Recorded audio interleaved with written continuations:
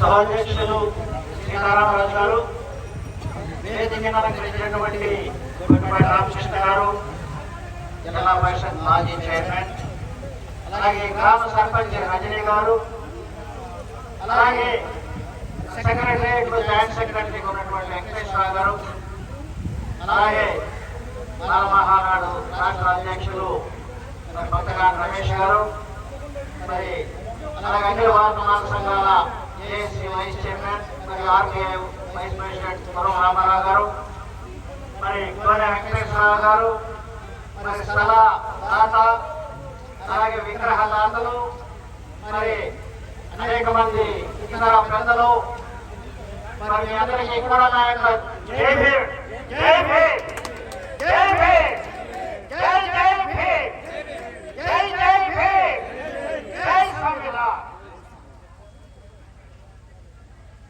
ఎందుకు జై భీమ్ అంటున్నామంటే, జై భీమ్ అనగానే జ్ఞానం వర్ధిల్లు గాక అనే అర్థం. అలాంటి జ్ఞానాన్ని ప్రప్రథమంగా ఈ భారతదేశంలో ప్రసాదించినటువంటి వ్యక్తి గౌతమ బుద్ధుడు.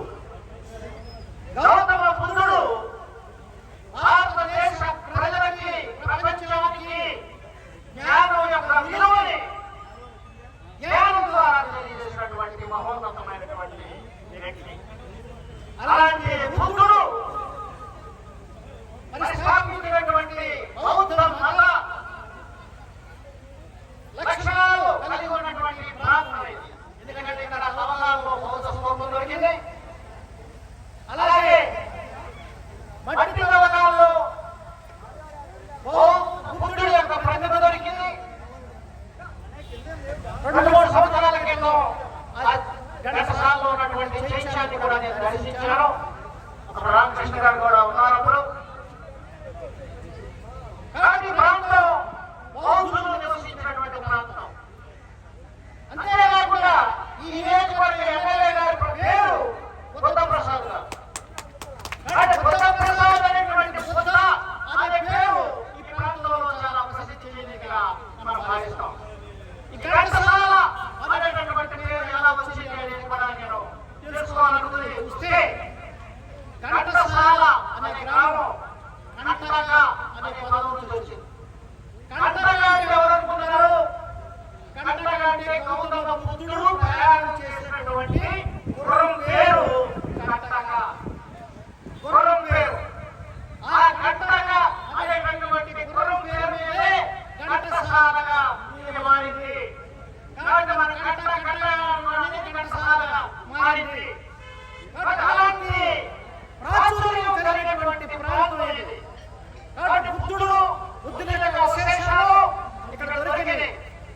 కాబట్టి బుద్ధుడు స్థాపించినటువంటి జ్ఞానం ఇక్కడ మరి ప్రసిద్ధిగాంచింది.